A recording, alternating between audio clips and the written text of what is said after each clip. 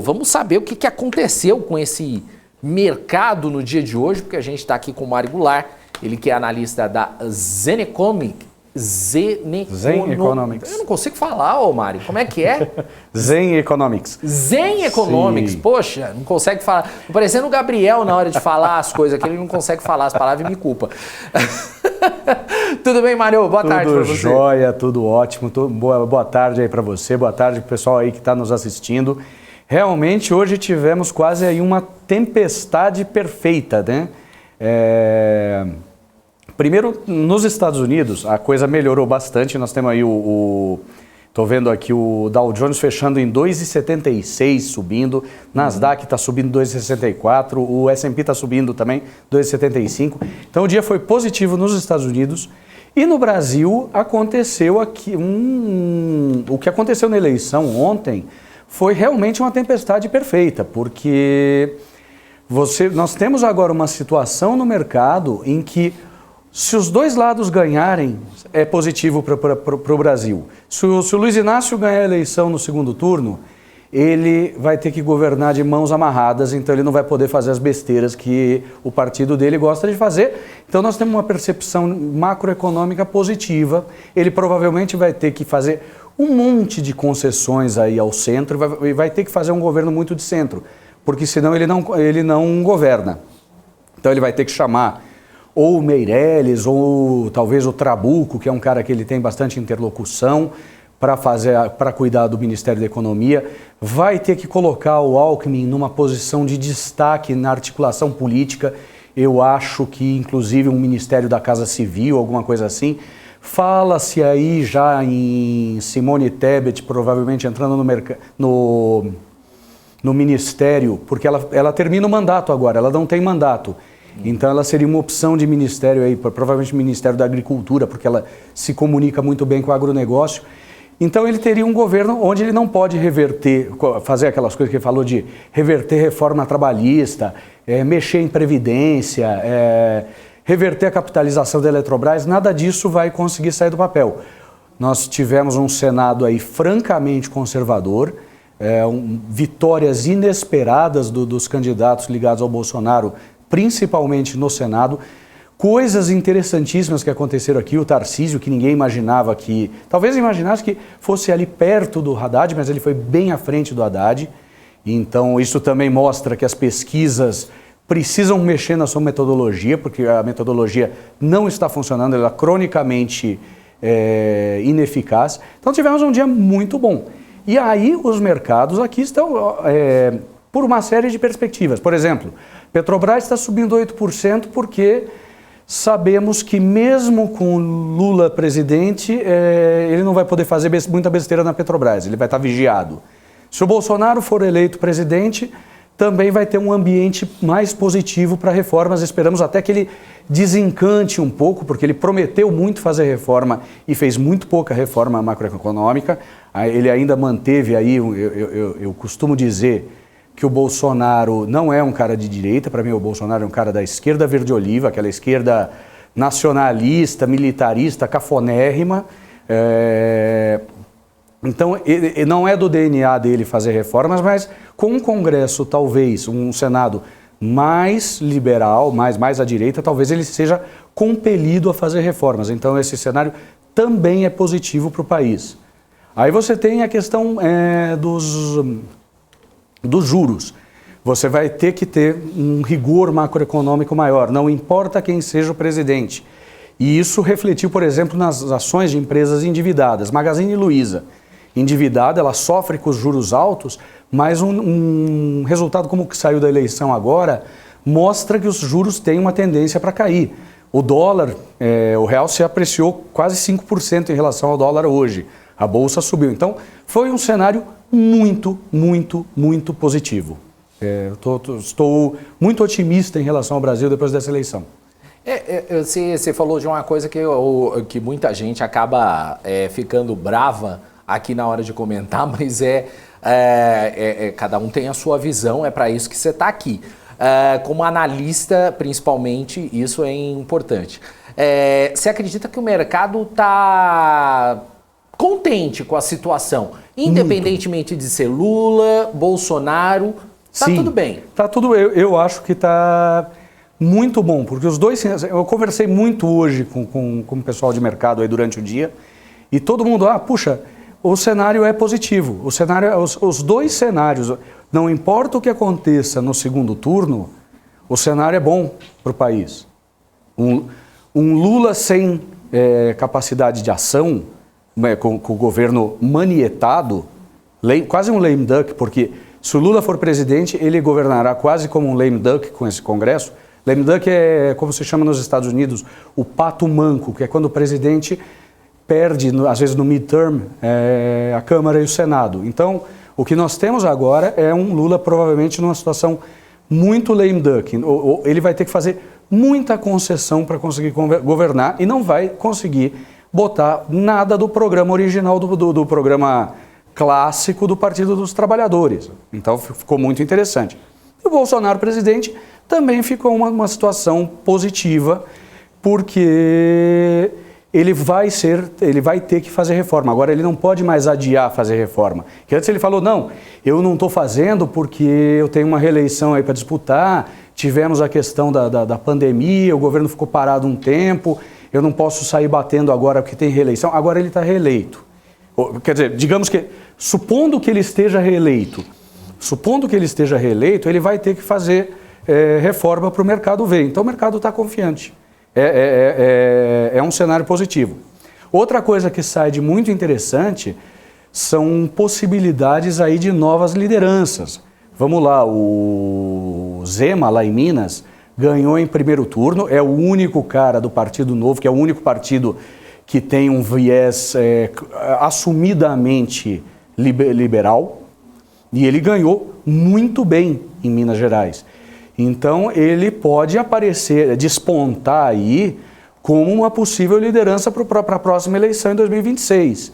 E isso também é uma coisa que eu acho que é vista de forma muito positiva pelo mercado. Se você tem um cara de orientação liberal despontando como uma nova liderança no país, pode ser muito bom, é muito bem visto. Legal. A gente estava falando agora há pouco também aqui nos bastidores, mas é legal a gente até compartilhar com você que está assistindo a gente aqui. A gente estava falando sobre as pesquisas, né, Mário? E justamente as pesquisas aí que mostraram uma diferença muito grande para o Bolsonaro. Para o Lula, não. Para o Lula teve aí, ficou naquilo que já se imaginava, até alguma diferença ou outra dentro da margem de erro, mas para o Bolsonaro não. Eu coloquei hoje no BMC Market justamente uma teoria de que muita gente que não gosta do Lula e não gosta do PT acabou falando, não, eu vou votar no Bolsonaro para não ter o PT de volta.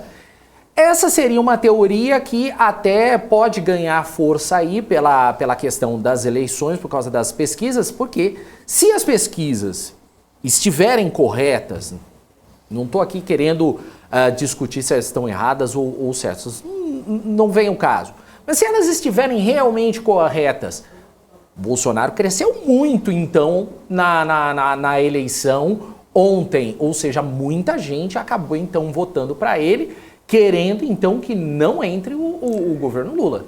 Exatamente. Você tem é uma confusão que muita gente faz, tá? O pessoal diz que o bolsonarismo é muito grande. Eu acho que metade das pessoas que votaram ontem no Bolsonaro são bolsonaristas. As outras são antipetistas.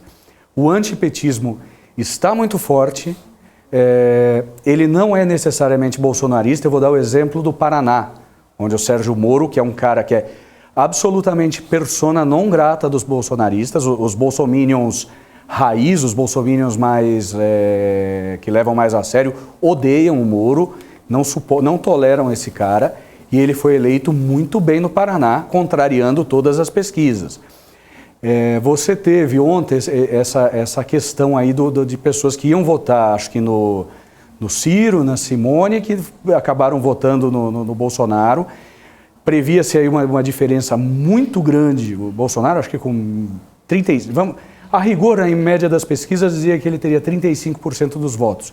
Ele mostrou muita força, o Lula mostrou sua força, o Luiz Inácio mostrou sua força, ele tem, principalmente ali no Nordeste, ele tem o espaço dele que é cativo, é um espaço que ele não tira mais. É engraçado porque ele conseguiu ocupar um espaço que eram daqueles antigos caciques do Nordeste, né?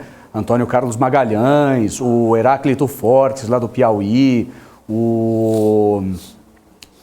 aquelas Alves e uma outra dinastia lá do Rio Grande do Norte.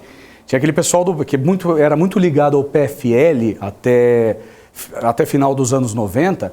Ele conseguiu eliminar esse pessoal e hoje ele tem votações muito altas no Nordeste. Então ele mostrou que tem muita força política. Mas o Bolsonaro surpreendeu muito, ele teve muito mais votos do que as pesquisas indicavam. E ele teve muita força, principalmente na eleição do Senado, onde ninguém esperava a eleição do astronauta. Segundo as pesquisas, o Márcio França estava mais que eleito. E o que a gente viu foi um negócio completamente diferente. O Bolsonaro fez um senador em Minas, que eu nunca tinha ouvido falar, um tal do Cleitinho. Fez um senador. Lá em Minas ele fez aquele menino super jovem lá, o Nicolas Ferreira, o tem deputado 26 anos, né? Deputado mais votado na história do Brasil, 26 anos, um cara totalmente bolsonarista até a medula. Os estados do Centro-Oeste, ele fez a Tereza Cristina. No Rio Grande do Sul, que o Mourão estava em dúvida, estava ali com o empate triplo entre Mourão, Ana Amélia e o Bigodão lá, o Olívio Dutra, o Mourão foi muito bem. Em Santa Catarina, o candidato bolsonarista ganhou também o Senado. Eu acho que no Mato Grosso também foi um candidato bolsonarista que ganhou o Senado. Então, Bolsonaro mostrou muita força nos seus estados, conseguindo cadeiras muito importantes no Senado, que as pesquisas não mostravam. Então, nós temos essa questão aí das pesquisas. E as pesquisas nos estados, me desculpem, mas os institutos têm que contratar outros estatísticos, buscar outra metodologia, reaprender, porque eles estão naquele proverbial ditado, mais perdidos que cachorro de pobre em dia de mudança. Um negócio horroroso ali. São Paulo foi horroroso o que aconteceu das pesquisas. Rio Grande do Sul, mesma coisa. Outro caso muito forte, o Onyx Lorenzoni no Rio Grande do Sul, sai despontando muito forte. O Eduardo Leite quase fica sem lugar no segundo turno, embora eu ache que no segundo turno o Eduardo Leite leva, porque os eleitores do PT não votarão nunca no Onyx. Então vão acabar votando no Eduardo Leite. Ô Mário, você me trouxe uma questão aqui. Muita gente, eu vejo às vezes as pessoas cantando vitória, às vezes antes do tempo, né? É possível, você acredita aí que o Bolsonaro acabe virando essa eleição? Porque eu já vi vários comentaristas falando que a probabilidade dele dele conseguir a reeleição é muito maior do que o Lula, justamente por causa do antipetismo. Eu acho que eu não daria... Eu não poria minha mão no fogo, tá? Eu acho que o Lula... Gente, o Lula é muito forte nas regiões dele. E os eleitores do Ciro, não sei se eles vão migrar para o Bolsonaro. Eu acho que os eleitores da Simone, apesar da Simone mais provavelmente apoiar o Lula, os eleitores da Simone não vai rolar essa transferência de votos, eles vão acabar votando no Bolsonaro, tá? Porque ela é mais ligada ao agronegócio, é um pouco mais conservadora, é uma visão econômica diferente. Então, eu acho que esse voto migra. O Ciro, eu não sei, porque o Ciro tradicionalmente é ligado à esquerda, mas ele bateu muito no PT nessa eleição. E eu acho que o cara que votou no Ciro nessa eleição é um cara que não gosta do PT. Eu tenho alguns amigos que votaram no Ciro e que vão agora de Bolsonaro no segundo turno, que são caras que não gostam. O antipetismo é uma força muito grande. E uma coisa que eu estava conversando com das maiores influências que eu tenho, que é meu pai, espero que ele esteja me assistindo, senão fica aqui meu abraço. o PT continua fazendo política com o fígado. O PT fez essa eleição com o fígado, trabalhando com a vingança e o ressentimento. E isso provoca uma reação muito ruim no resto da sociedade. Então, existe, eu acho, a possibilidade. Eu não cravo como certa, é difícil, vai ser. Eu tenho a impressão que vai ser muito disputado e vai ser por distância pequena de votos. Legal. Ô Mário, eu estou dando uma olhada aqui num comentário que tem em um site aqui falando sobre a agência de notícias Reuters, que justamente frisou que uma das ideias no programa do PT é já trazer um pouquinho do que tem o Ciro Gomes no programa do Ciro Gomes e também no programa de Simone Tebet. Simone Tebet provavelmente deve aí ter o seu acordo com o Lula mais próximo. Isso é uma tendência, ela já meio que deixou isso mais ou menos claro. É claro que o partido vai decidir, mas ela deixou mais ou menos claro que ela não quer o Bolsonaro. Agora a dúvida fica o Ciro Gomes, né? Se ele vai migrar aí pro Lula, como seria uma tendência, mas eu acho que ficou um pouquinho aí de mágoa, né? Sinceramente, eu acho que ele vai para Paris. De novo. Eu acho que ele vai para Paris. Ele tem um profundo ressentimento do Lula. Ele tem um profundo... Por uma série de acontecimentos, por uma série de punhaladas nas costas, o PT nunca deixou ninguém na esquerda ter espaço. O PT acredita que só há um Deus e Luiz Inácio... Só há um Deus, Lula, né? E Luiz Inácio é ele, é seu profeta, é o Pai, o Filho e o Espírito Santo. Então eles nunca deixaram ninguém ter espaço na esquerda. Isso causou muita dissensão. Você vê, o próprio surgimento do PSOL veio aí de um dissenso em relação a isso. Agora eles estão se reaproximando. Acho que surge uma liderança de esquerda muito forte, de esquerda muito radical nessa eleição, que é o Boulos, que teve uma votação gigantesca aqui em São Paulo. Eu acho que ele vai ser o nome da esquerda daqui para frente. E acho que o nome... Uma outra muito jovem, que eu acho que é muito, muito interessante, que eu acho que pode ser o grande nome da esquerda moderada, é a Tabata Amaral, que teve uma votação muito grande aqui em São Paulo.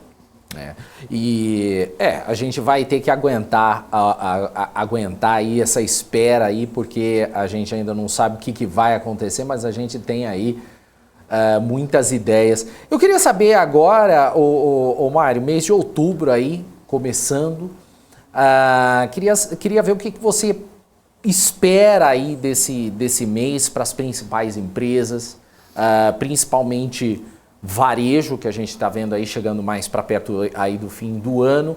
Você acredita que a gente tem aí um mês positivo ou ainda vai ficar em torno aí da eleição? O pessoal vai ficar ainda esperando as coisas acontecerem?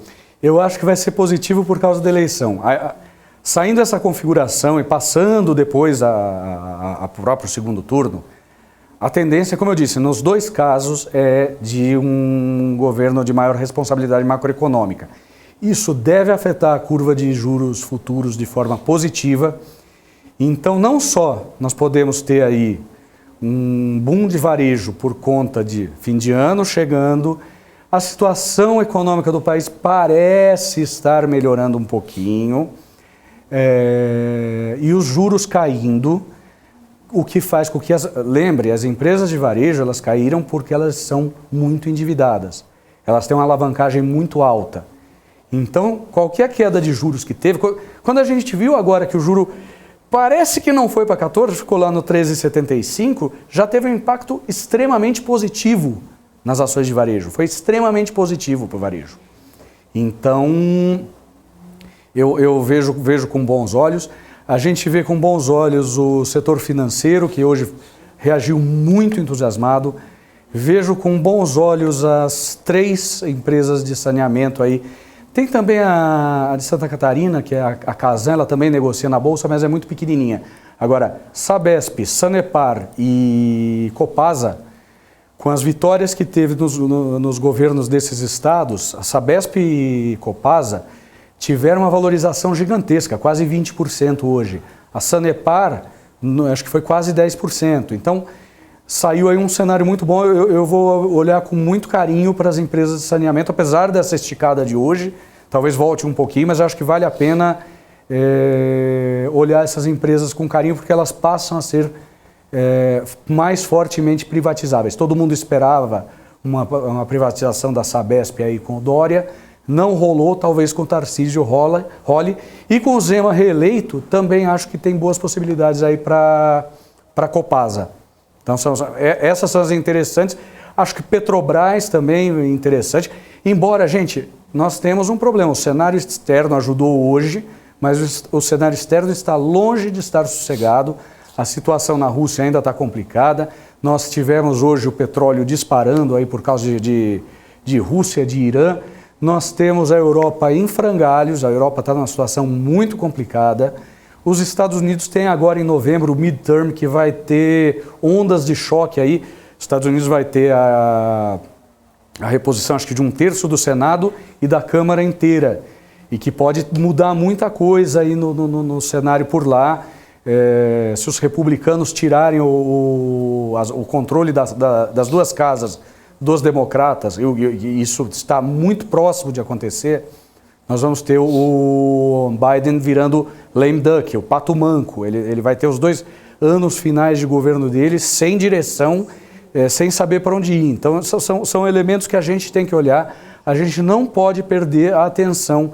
A caso da inflação no mundo ainda está alto, os mercados ainda estão muito voláteis. Mas no Brasil aqui eu acho que a gente está, pela primeira vez, é a primeira vez que eu posso dizer que eu acho que a gente está um pouquinho melhor. Vou citar aqui nosso querido Alexandre Cabral, Brasil é rocha. Boa. Ô Mário, eu queria só mostrar aqui no nosso telão, se o pessoal puder colocar aqui, só para ilustrar até a Sabesp que você estava falando aí. Sabesp aí fechou com alta forte, aí 16,94%, até mostrar aqui o gráfico de Sabesp. Olha só o gráfico de Sabesp. Impressionante, olha o gap que ela abriu, que ela já abriu em gap. Depois, durante o dia, ela subiu pouco, ela abriu em gap gigantesco. Isso é raríssimo de ver num gráfico. É raríssimo ver um gráfico desses. Quer dizer, o mercado viu isso com olhos muito positivos. Muito positivos. Petrobras, quantos dias a gente vê a Petrobras subindo 8%? Banco do Brasil subindo forte, Bradesco, Itaú subindo forte, as varejistas.